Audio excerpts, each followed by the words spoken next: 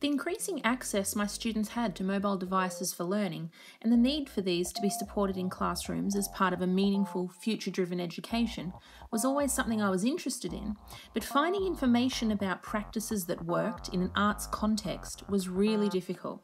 It was all just so new, and a lot of the dialogue in my own school was surrounding literacy and numeracy.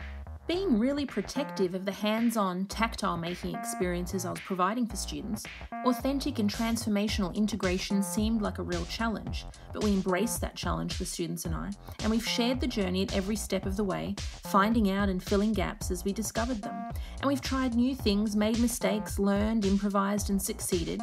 We've blogged about it the whole time, tweeting out our stories and videos. We've shared it all with the education community.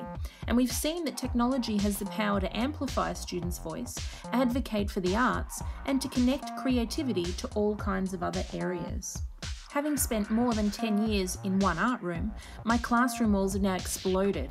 In support of my own school community, I now run professional development for others and act as a mentor and conduit across subjects. But that's just the beginning. I've been privileged to work with thousands of teachers now and tens of thousands of students in workshops across Asia, voyaging across that ocean every school holiday.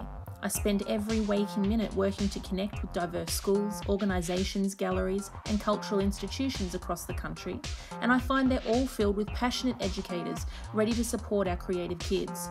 But going way beyond what I can do in person, being an active member of a number of communities on Twitter has kept these conversations alive beyond site visits and workshops and broadened the conversation for all.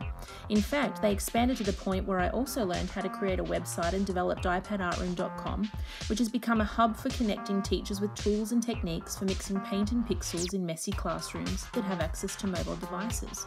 Now we have more than 1,000 unique visitors daily. And then there's my free iBooks, which have been downloaded more than 100,000 times. I'm really proud of what we've been achieving. What a privilege it is to share these student successes, all these new projects and programs I've developed.